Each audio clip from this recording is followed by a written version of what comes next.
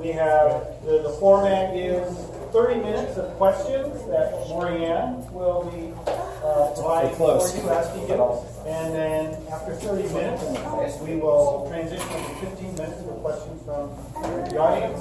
And the library does close at 8:30, so they want us to begin picking stuff up like by 8:15. So if you could stay a little bit and help us pick up chairs, we would really appreciate it. We're a little budget outfit here for Lakeville, Lakeville. So thank you for being here. Take it away. Thanks for having me. You're welcome to either stand or sit. There's water for you, whatever you prefer. I'll stand if you're okay with that. Sure. And what I'll do is I'm going to be seated. I'm going to be asking you questions, and you have a half hour. We have 9 questions. Have you seen that? 3 minutes each. There you go. Look at it. I love it. And then, of course, we'll have more open dialogue after the presenter. Fabulous. Okay. So first question is about, oops, I have to make sure I have the governor candidate questions. All right. So first one is about citizen involvement. What role does the federal government play in the state's right to set voting rights standards, and do you support automatic voter registration for Minnesota?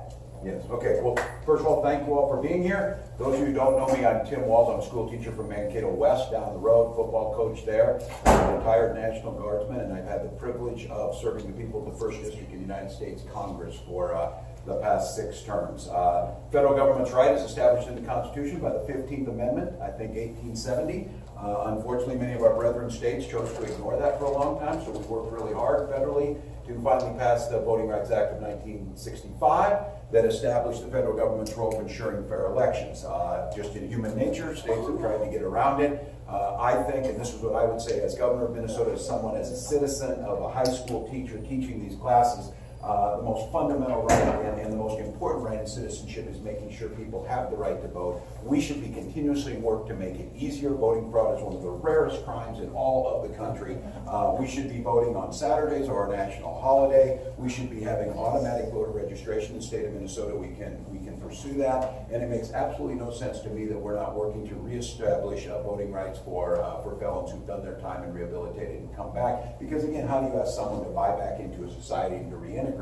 94.7% of all incarcerated prisoners will be your neighbors someday. It makes most sense to me that we make sure that rehabilitation process includes citizenship. So as governor of Minnesota, making sure that access to voting is made easier is a priority. That comes through education. There's been a concerted effort to make it appear like our voting system, and I want to be very clear, there are attempts on it, and we saw it, and we will get to the bottom of it with the Russia investigation. I would add, it's not part of the question, but to ensure that getting people in, making sure we expand the right to vote, making sure everyone who can should be voting, making it easier to get the legal people to be able to vote. But we should also make sure we always safeguard that system and have a paper trail. That should be an absolute requirement. So, the 3 minutes. I think, wow. You can tell the 6th grade teacher. Thank you.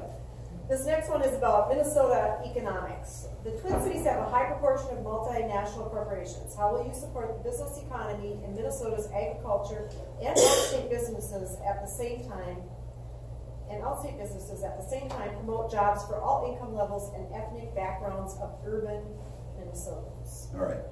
First of all, there's a concerted effort on many fronts, not just in Minnesota, but federally. We still are on a tipping point here of doing this, trying to divide and trying to make binary choices so you can split people, you can split them economically, you can split them racially. In Minnesota, they've tried to do it geographically. We are one Minnesota. Our strength has been in a diversified, multi-layered economy that lets us survive. Minnesota did not hit the bottom of the Great Recession because we had a diversified economy. I represent one of the largest agricultural districts in America, and sadly enough, I would say to this, there's only a handful of rural Democrats left in the country.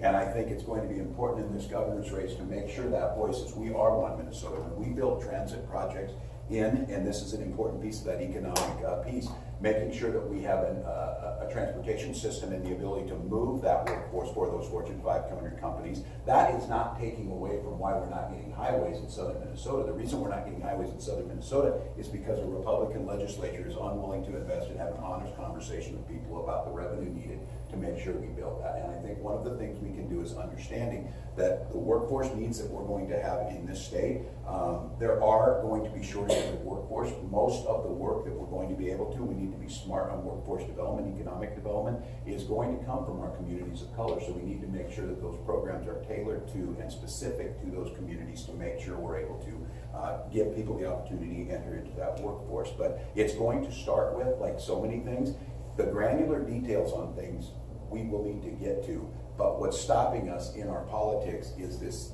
there is no trust, there is no ability to bridge that gap, there is not that one sense of one Minnesota. That's got to be reestablished. That's one of the roles that the governor will play, and we will invest in those things. And the basic economics that drive this is making sure you have a well-educated, healthy population that has access to affordable health care, making sure you have a transportation that moves goods, people safely, and provides opportunity. And we have done that better than many states, and we can certainly do that again. And the next one is about environment and EPA. Climate change will affect our economic future. How will your administration balance clean energy, water, and air without the federal government leadership? And how do you evaluate the economic value of the proposed Enbridge Line 3 versus the potential impact on Minnesota's watershed areas, considering oil energy needs of Minnesota have been flat for 10 years? When I ran the first time in southern Minnesota, keeping in mind I'm the second Democrat in 125 years that's won in southern Minnesota, no one left the party. What people fail to recognize is I ran on some pretty progressive ideas. The one idea was that it's absolutely imperative that climate change is real. Climate change is happening. It poses an existential threat to the planet, but inside that are incredible opportunities. Since that time, southern Minnesota has become the 9th largest producer of wind power of any of the congressional districts in the country. We're also leading on front end of biofuels, second and third generation biofuels as we move forward. As I've always said, we need to convince the public of this. Climate change is not a political issue. Climate change is a national security issue. Climate change is an economic issue. Climate change is about jobs for the local areas. One of the things, we're spending $1 billion a day importing energy, specifically oil, from countries that hate us. They'll hate us for free. We don't need to do that. So creating that energy here, and I think the state of Minnesota is led on that. One of the first things I did was call Jay Inslee, the governor of Washington, after I announced I was running. He and I served in the House together. We have promoted things together. I was one of the chief authors of the conservation and energy title of the last Farm Bill that almost every environmental group said was the most progressive and forward-moving in renewable energy. We can do that here. When the federal government pulls out of things like the Clean Power Plant rules, our producers have already moved beyond that. We have already reached parity on prices. We should be building that up. The challenge is of convincing the public of it, that what they want to know is not because they're not good people to think about this, but most consumers want to know this. When they come in their house, they want to turn on the light switch. They want the lights to come on, and then they want to be able to open their bill and make sure they can pay for it. We can not only do both those things, we can do it cheaper with clean energy, creating the jobs that are here. So the state of Minnesota has moved forward. I would applaud the Dayton administration for pushing that, and many of the leaders who come before. There is the capacity to do this, and my take to you is our neighbors understand that. We just need to make sure we're not preaching to the choir. We're taking that message more. If you follow this clean energy path, there's going to be better jobs. We're going to have a more secure future. We will not be entangled in, and we know why we're entangled in conflicts, to try and get oil from places that are unstable. We need to move from that. And then the net result of that is reducing carbon emissions and starting to get busy on how do we start to figure out how to reverse some of this. Was there another part to that? Enbridge. I knew there was. I've said this before on it. When I came out right away, the EPA statement that came out after Enbridge, I have voted for pipelines and I have voted against them. The idea is that we have thousands and thousands of miles of pipeline in this country, but what we should be thinking about is we should be measuring that economic impact, the pluses and minuses of doing something. I've always said if we can move something safer by pipeline rather than by train, we should do that. We should put things and leave trains for moving things like soybeans that can't go through pipelines. When the Enbridge results came out, first of all, the impact statement said that the route as it stands negatively impacts our indigenous people, that is a non-starter at that point in time. And this is why we get into problems trying to figure out if we can balance the science and the safety of doing something with the environmentalism. We have got to break these false binary choices. If it is not scientifically, structurally, or environmentally safe to do something, don't do it. If we can do it and there's a risk-benefit analysis in terms of job creation and what we need that energy for, then we should think about how do you properly permit it and how do you make sure the safeguards are in place.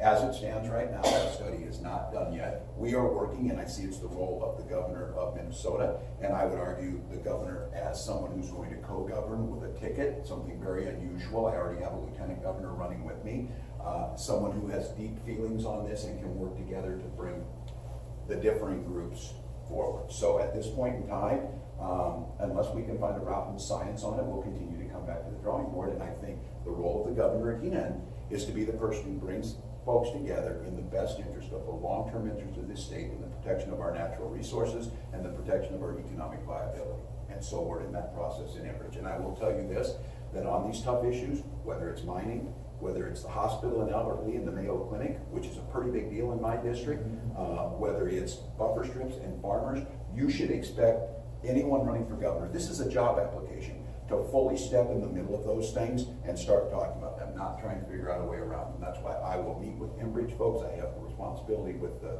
folks, the tribal, sovereign tribal nations that are up there, as well as groups that are deeply concerned about the environment. But here's the thing we have to get out of.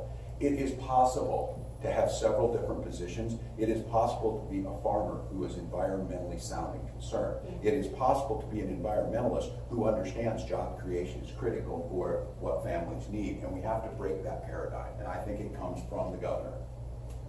All right. Hurry. Hardly keep I like this rapid fire. It's like speed dating or something. All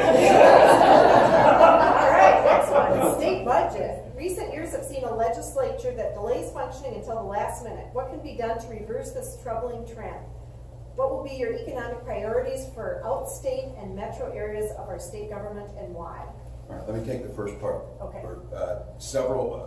A couple months ago, the Wall Street Journal, thank you, helping 20 minutes left. The Wall Street Journal published and said, if you want to know what Congress is supposed to work like, look no further than the VA committee. I have the privilege of being the highest ranking enlisted service member in the history of America to serve in the Congress. I also am the Democrats' voice and ranking member on the VA committee. And I think the answer to your first question is to making sure we don't do this. It's establishing trust on the front end. It's an understanding that you're not going to agree on everything, but set some parameters. We're tackling tough issues like privatization of the VA, like a new GI Bill, like how do we prepare for the mental health onslaught that is coming with what appears to be perpetual war.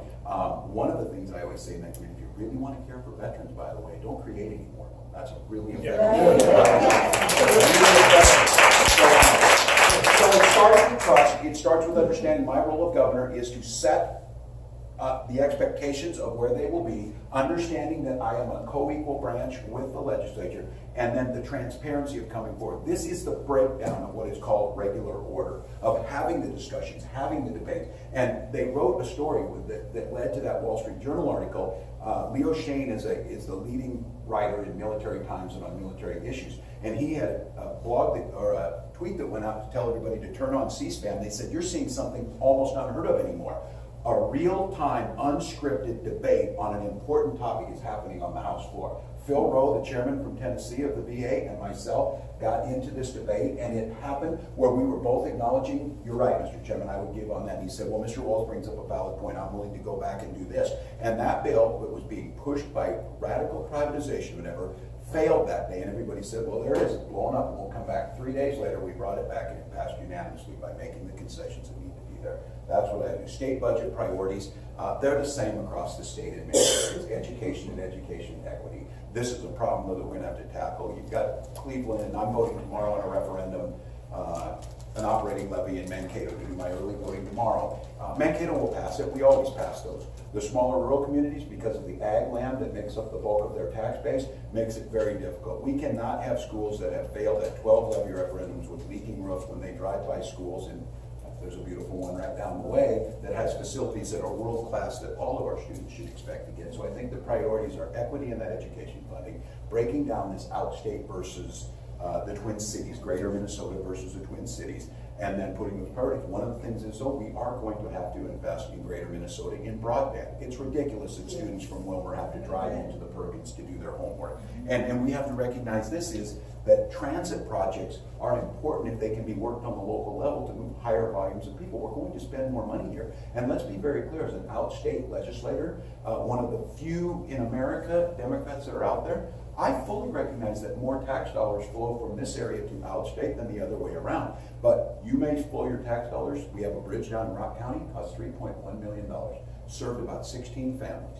So we said, oh my God, that's an expenditure. Oh yeah, but you'd be able to say those 16 families feed 49,000 people with the produce that crosses that bridge. Just like here, you may have an expensive transit project, but how many jobs and how much growth is there? That's this idea when we're all in it together, a multi-layer economy that makes sense. What's holding us back is people who figure out ways and say, oh, taking all that money in the Twin Cities, that's why things aren't done out here. And you start to create that animosity. You start to create that haves and have-not. They did it nationally, and that's why you see a map that's red and blue, and it's separate, and they tell you that you don't know what real America looks like. Real America is wherever an American is standing, and whatever job they're doing. That's real America. They're different in their expectations, but we can do it here. So.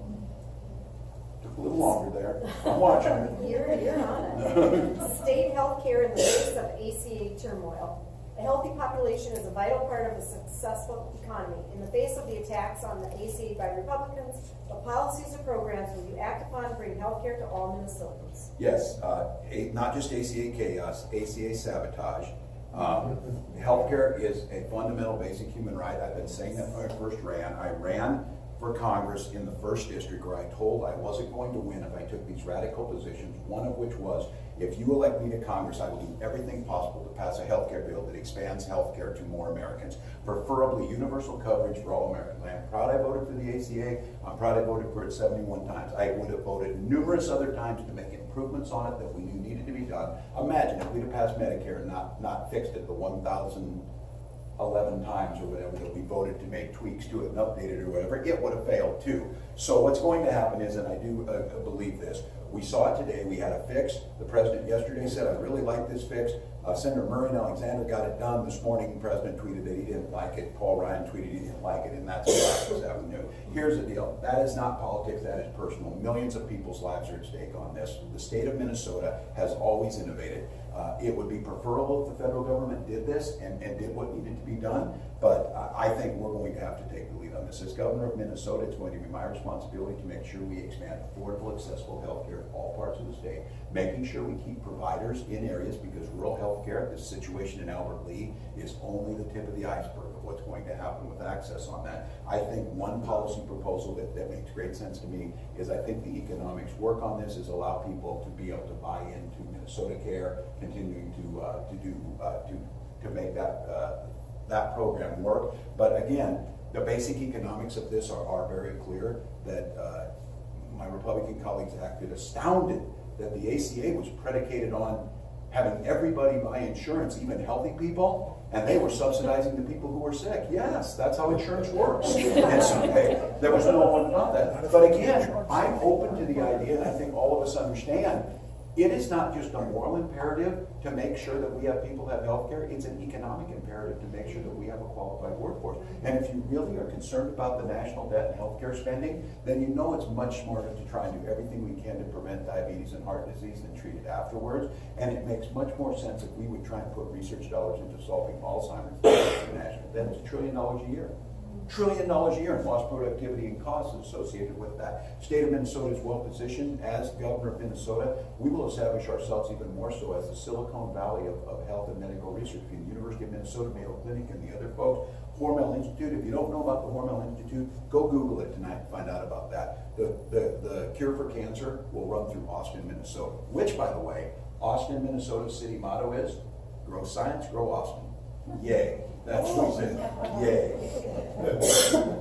Education, pre-K to grade. An educated population is another vital part of the successful Minnesota economy. There are major disparities in education at all levels of age and populations. What new thinking do you have to bridge these educational gaps? All right, I have a radical idea here. Fund it.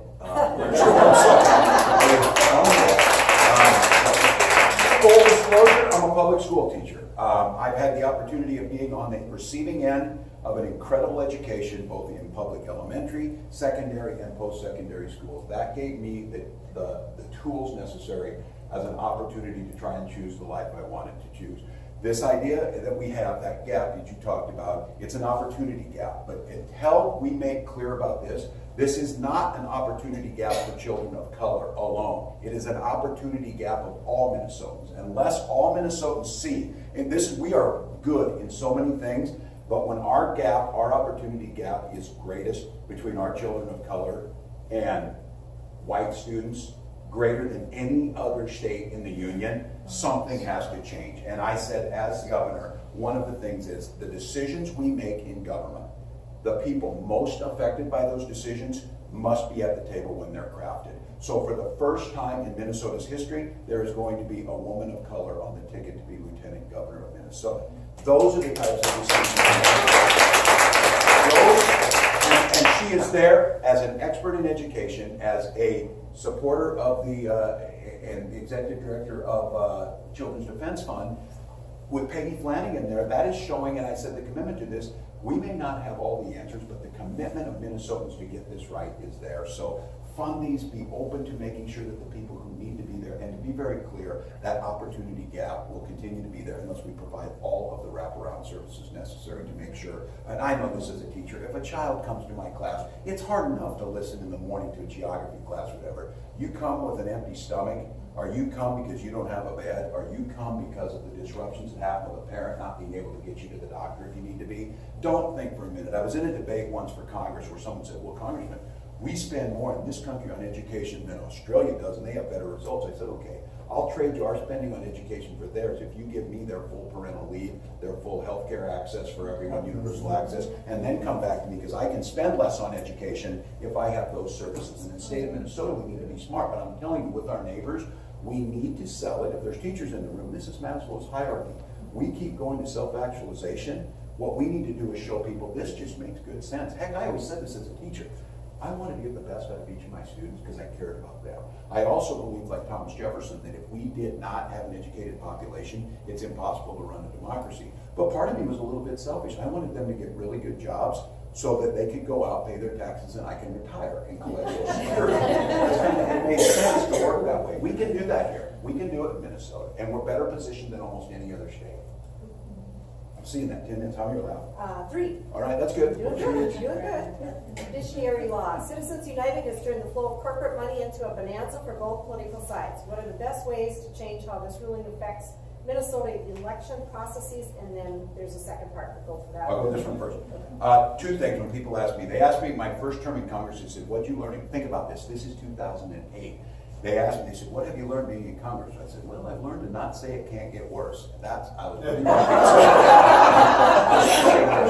But when people ask me, and I study this about all the differences on this, I'll tell you, this is my opinion as a teacher, as a citizen, of someone who went from, when I got elected, the night I got elected, I told my wife, I said, oh my God, I don't even know what this job is. I've never been in the Capitol. I went there. The job was to look into people's eyes and see what their hopes, dreams, things that kept them up at night. But I'll tell you, the 2 things that would fix most of the problems we're experiencing in our government is nonpartisan citizen or judicial redistricting to make sure the gerrymandering goes away, and full disclosure on campaign finance. I understand the Supreme Court ruled on the use of your money is a First Amendment right, but what I would argue on this is the thing that would fix that. Just make sure everybody who donates has to put their name on what they donated. So in the state of Minnesota, I think what we would ask for, if you want to give $1 million to a candidate, that's fine, but you're going to put your name behind it, because then the power of the market, and Republicans should embrace us on this. And they do. When you poll them, 85% of Americans think that we should do something with Citizens United full disclosure. If you want to put your name on that, recognize that we have the right then not to go and shop where you're at because you put your money in there. But if you do not know, it's the corruption. Money in politics is not corruption with the big C most of the time. It's there sometimes. But it's the corruption with the small c that makes people believe that everybody who's in elected office is on the take. Or you tell me this, someone gives someone $1 million and you don't give any, and you call that representative because you have a thing, whose phone gets picked up? Whose phone gets picked up? That's corruption with a C. It's not intentional, it's human nature in many cases. So disclose it all in the state of Minnesota. That's the first step, because with a full overturning of Citizens United, probably going to take a constitutional amendment to do it. But I'll tell you, people are mad enough, it might not be a bad idea. The Second part. What laws would you support to ensure ethics are required and maintained at all levels of government? You wrote this for me. Stock Act, the Health and Human Services Secretary, before he decided to take a bunch of jets, was going to get him. I passed the law that said members of Congress should not be able to profit on the trading of insider information. You know why I thought that was just such an amazing law? Because I thought it was the damn law before I got to Congress. I didn't know about it. So we passed it and went there. I also was the lead author in the Office of Congressional Ethics and the full disclosure. I am a big believer and have tried to live that way. You don't need me to give you a sermon on ethics or religion or anything else, but you should expect me to try and live one. And the Citizens for Responsibility and Ethics in Government, as well as Public Citizen, both said that law, the Office of Congressional Ethics, the no trips, no food, no gifts from lobbyists, that was my bill, and the Stock Act, Stop Trading on Congressional Knowledge, was the single biggest ethics reform in government since the post-Watergate changes. And here in Minnesota, I would implement those same things, making sure, and I'm telling you, sunlight is the best disinfectant. Just make transparency, make sure things are out there. Okay. Taxation inequality. Kiplinger recently released a state-by-state guide to state taxation. Minnesota ranked as one of the 10 least tax-friendly states. How would you balance the need for government services in the face of the no new taxes state legislature? Yeah. Well, I think I would challenge them on what their, depends what you get. Most people are this, depends what you get for your tax dollars. If you're not getting much for them, then you could argue that that's not good. And I've always believed, I don't fall into this trap. It's not about bigger government or smaller government, it's about just right government. What we need to do is have budgeting that's open and fair, decide what we want as a citizenry, how much we want to get, what we want to afford, and then you have to have a fair taxation. I do believe in progressive taxation. To more who is given, more is expected. It makes sense on this. If you've got, and this is business friendly to get it right. I think there are things that we can say when we talk tax reform. I'm with the Republicans on this. We need tax reform. I entered a bill every year that was, I don't usually do messaging bills, but this one I did. I said every member of Congress should do their own taxes. So of course my colleagues would say, well, that's easy for you to say. You're a teacher, you're poor. You're But my point was on this, that the Republicans are right on this, that a tax code is too complex. We should all be able to agree it's too complex. Doesn't mean it's not fair enough. I say, I'll tell you what's unfair. If you pay more for carrying steel than you do for carrying interest, if you will, on how those things work. We can do better on that. I think in the state of Minnesota, one of the things is to have an honest discussion with citizens. I have found this as a member of Congress. Most of my constituents are not only willing to pay, they feel a sense of patriotic duty to pay their fair share of taxes. They just want to make sure they are their fair share, and they want to make sure where they're going. So I think you start to have them believe again when they see that we're building roads or we're building schools, and here's how it works, and having fair budgeting, fair and open budgeting. Again, I would argue it's as much communication as it is the specifics behind it, but I do think, and again, the state of Minnesota, so all of us are clear, January 2019 is going to dawn a little different fiscal situation, especially if the provider tax on healthcare expires and some of those things. We're going to have a lot tougher situation, and we're going to have this conversation. All right, 4 minutes, you said. Last question. Oh, perfect. Homeland radicalism. What can be done to prevent radical religious and non-religious ideologies from permeating our way of life? Yeah, and I do know something about this in terms of looking at radicalization as it looks to leading of war, and there's some basic principles that happen with people. They radicalize in many cases because of economic disparity. They radicalize in the face of modernity, where change is happening in front of them. And I would argue, one that's on this, people radicalize when they see what should not be normalized has been normalized. So I'm someone who's crafted the ability to be able to work with folks to get things done. I think effectiveness of a public servant should be a very high measure, not just rhetoric and not just purity. What can you say and get done? And I think one of the things that I've been very consistent about on this is we as elected officials cannot normalize hate speech. We cannot normalize racism. We cannot normalize things that are happening. And I think one of the things, once again, is it's going to be more imperative in the age we're in right now to model civil discourse. I do not take it as an insult when people say, well, Tim compromised. Yes, I consider it a virtue. If it believes we can move things forward that doesn't violate my values, I am willing for us to move that ball down the road. And I think it's going to be important for the governor of Minnesota, especially now, and I think all of us need to think about this, because the sense that we need to win this race is deep within all of us. We look to the east and see Wisconsin. We look to the south and see Iowa, and we know how quickly change comes to the fundamental belief of why we love this state. But it's going to be imperative with our neighbors, once we win this election, to be able to govern. And I think that goes a long ways to starting to reduce this. And you have to make people feel included in their society. That's otherwise radicalization is their only way out. That's their only response to it. And being very clear about that. So with that, how much time do you got left? Going to tell a joke or something? We can do more audience questions then. Yes, we can. So at this time, we can open it up to general audience questions. And hopefully there's plenty. Yes, sir.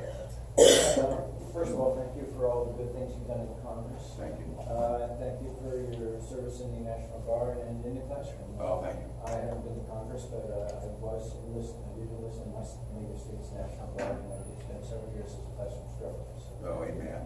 Thank you for thanking me for both. Everybody always says thanks for your service. I said, I did the lunchroom for 20 years. Thank you for that. So here's my question. Yeah. You've taken money from the NRA. Yes. Can you talk about that? Yes. I'm a lifetime hunter. I grew up around responsible gun owners my entire life. I graduated from a small agricultural farming community. 24 kids in my class, 12 were cousins. It's true. And this is something we've done. The NRA at that time was more of an organization that did hunter training, did gun safety. They have morphed. They are not helpful to this conversation. They have an extreme rhetoric. I've taken money to run my campaigns. I have donated that money since then. I understand the frustrations with folks, but I also say over the last several years, I've been very clear. I voted dozens of times to bring background checks to the floor. I voted to bring CDC money to the Center for Disease Control to study violence and the broad issues. I've spent lots of times reducing the stigma of mental health care, especially amongst veterans in the military, to bring people to solve this. And I think I'm as well positioned as anyone because we have not moved the ball on this. No one, gun owner, non-gun owner, hunter, non-hunter, we can't wake up in the mornings to Las Vegas. We can't wake up, and I've said in my office with 22 parents from Sandy Hook, it was the saddest damn day of my life. As they looked at the picture of my son, who's the exact, my 11-year-old was the same age as theirs when their sons and daughters were 6 years old. And what I can tell you is the vast majority of gun owners, and we will do this as governor of Minnesota, are perfectly fine with universal background checks. They have to believe that the person is with them, and they know me, that I am not there to take their guns, but I will tell you what they do believe, that we are there to make them feel responsible every time one of these happens. And so I fully, the NRA has moved. I gave back that money that they gave me. I think I'm in a position to help us move to sensible gun laws while still protecting the Second Amendment and allowing people to do what they need to do. So, yes. Yes, thank you for being here. My question is, earlier today, Ruth and I were out on the walk, and you brought up Governor Inslee out in Washington. And I was thinking, with the divide that we have in our country, with Washington being dysfunctional, and thinking about healthcare, thinking about environment, should we be looking at yoking with California, Oregon, Washington, some of the states that are progressive, where we can then leverage on all these things and move forward without Washington, and maybe some of the other states who don't really want that, fine, but we can have more of an impact. Yeah, no, and I've talked about this, and that's one of the conversations